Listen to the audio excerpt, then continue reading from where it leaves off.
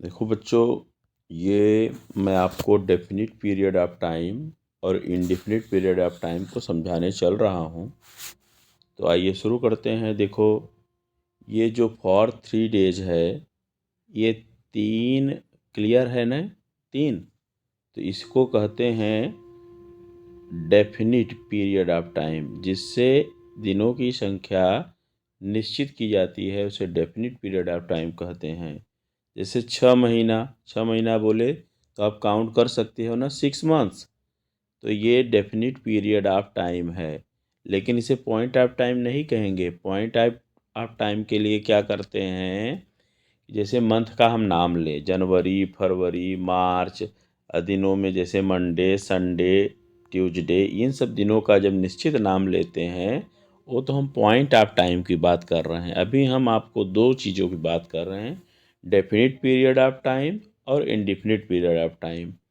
जैसे for 10 years बोलें तो आपको एक एग्जैक्ट 10 वर्ष समझ में आ रहा है ना, कि आज से 10 वर्ष बाद, ठीक है, या आज से 10 वर्ष पहले। तो एक आपको ये डेफिनिट पीरियड ऑफ टाइम मिला, ठीक है। फिर भी इसे हम पॉइंट ऑफ टाइम नहीं कहेंगे। या डेफिनिट इसलिए है क्योंकि ड्यूरेशन को एग्जैक्ट मेज़र किया जा सकता है। तो यहाँ किया जा सकता है मेजर ड्यूरेशन को, तो इसीलिए आप देखिए। आइए यहाँ आते हैं इंडेफिनिट पीरियड ऑफ टाइम। अब देखिए यहाँ एग्जाम्पल आप देखें तो इसमें देखिए फॉर का प्रयोग हुआ है। पहली बात ये है कि फॉर का प्रयोग दोनों के लिए होता है, मतलब definite period of time, indefinite. ये इंडेफिनिट क्यों कहा गया, जैसे मैंने कहा लंबे समय से, तो आपको क्या क्लियर हुआ, कितना लंबा समय? नहीं क्लियर हुआ ना, तो ये इंडेफिनिट पीरियड ऑफ टाइम है।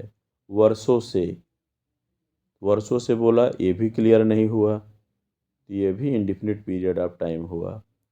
फॉर सम टाइम बोला, तब भी आपको क्लियर नहीं हुआ। जैसे 2 घंटे, 2 मिनट, 3 मिनट आपको बोल दें, कुछ एक संख्या लगा दें, ये डेफिनिट हुआ। संख्या नहीं लगाएंगे तो ये इंडेफिनिट होगा। युगों से, तो यही होता है डेफिनिट और इंडेफिनिट के बीच का अंतर। अगर आपको ये अंतर इसके पहले नहीं पता था, आज ही पता हुआ है, तो लाइक करें।